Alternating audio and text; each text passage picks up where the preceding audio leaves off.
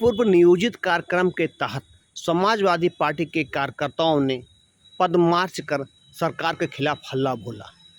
जिला मुख्यालय पर स्थित पूर्व मुख्यमंत्री मुलायम सिंह यादव भवन से निकले कार्यकर्ताओं ने पदमार्च करते हुए कलेक्ट्रेट पहुंचे, जहां पदमार्च धरना प्रदर्शन में बदल गया।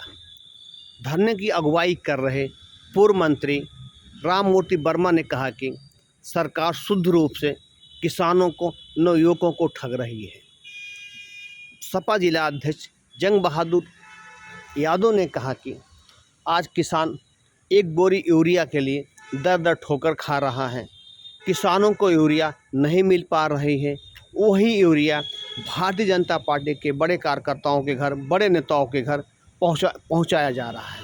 सबसे बड़ी बात तो यह है कि समाजवादी पार्टी ने इस कार्यक्रम को पूर्व में आयोजित किया था, जो आज धरना प्रदर्शन और पदमार्च के रूप में दिखाई पड़ा है।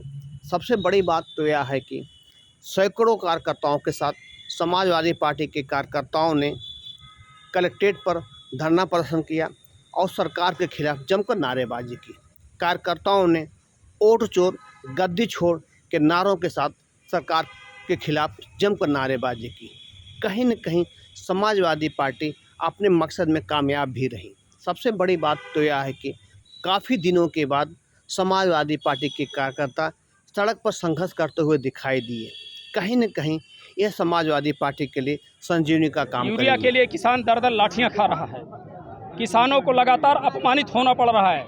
सोसाइटियों पर खाद नहीं है, खाद की कालाबाजारी है और बिजली विभाग के लोग कहीं पर अधिक से अधिक बिल, गड़बड़ बिल, मीटर के नाम पर वसूली और खासकर विजिलेंस के लोग फर्जी तरीके से किसानों के घरों पर जा कर के यहाँ तक सूचना फर्जी वीडियो बनाई जाती है। अल्पसंख्यकों को विशेष रूप से टारगेट किया जाता है। हमारे टांडा में हमारे विधायक श्री राममूर्ति वर्मा जी ने सदन में बात उठाई थी कि एक अल्पसंख्यक भाई के घर में बिजली विभाग के लोग सीढ़ी से घुस करके उसको चेक करने का काम किए थे। ये अधिकार आपको क्यों नहीं देता है? एक जेई का वीडियो ऑडियो वायरल हुआ था कि उस जेई ने कहा था कि मुसलमान है, इसको जितना चाप सको चापो। इस भावना के साथ सरकार नहीं चलने पाएगी। समाजवादी पार्टी इसका विरोध करती है। एसआई कार को लेकर के समाजवादी पार्टी लगातार सदन से सड़क पर है। प्राइमरी विद्यालयों का मामला है। इन सब चीज़ों के खिलाफ अंबेडकर नगर में थानों में वसूली है, तहसीलों में वसूली है।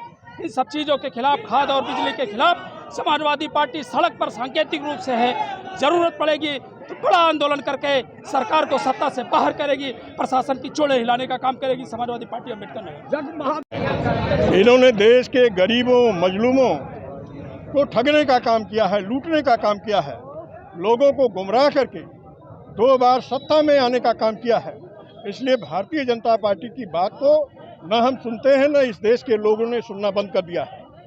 आज का ये जो हमारा सांकेतिक प्रदर्शन है, खासतौर से किसानों को समय पर यूरिया उपलब्ध नहीं हो पा रही है और इसको सरकार ने जानबूझकर कृत्रिम अभाव पैदा करके जो लोग भारतीय जनता पार्टी के बड़े व्यवसायी हैं उनको लाभ पहुंचाने के लिए, ब्लैक करने के लिए अवसर प्रदान किया है। इसका हम विरोध करने के लिए खड़े हैं। बुनकरों को अल्पसंख्यक के नाम पर, फर्जी चेकिंग के नाम पर उनका शोषण करना, विजिलेंस के नाम पर पूरे जनपद में घूम घूम के लाखों रुपए की डकैती डालने का काम फर्जी बिजली विभाग के विजिलेंस के लोग कर रहे हैं। सरकार को न पता है, न अधिकारी को पता है। थाने, तहसील सभी लूट के अड्डे बने हुए हैं। सभी जात के आधार पर, धर्म के आधार पर निर्णय करने का काम कर रहे हैं। इसलिए इस प्रदर्शन के माध्यम से प्रशासन को सचेत करने आए हैं, सरकार को सावधान करने आए हैं कि अगर इस स्थिति को जल्दी नहीं बदला गया, संवैधानिक रूप से निष्पक्ष काम नहीं किया गया, तो समाजवादी पार्टी के लोग लाखों लाख की संख्या पे सड़कों पर उतरकर आपको मजबूर करेंगे कि संवैधानिक ढंग से आप काम करेंगे। ये सरकार 24 में ही इस प्रदेश के लोगों ने उत्तर प्रदेश से हटा दिया है। नैतिक रूप से इनको सरकार में रहने का हक नहीं है। न आने वाले समय में ये 2 अंक की पार्टी बनेगी उत्तर प्रदेश में 27 के चुनाव में। बहुत बुरी तरीके से परास्त होने जा रहे हैं। इसलिए ये अपनी ताकत का उपयोग करके, धर्म शोषण का उपयोग करके अपने दल को मजबूत करने की कोशिश कर रहे हैं। इन्हीं सब बातों के साथ अपनी बात समाप्त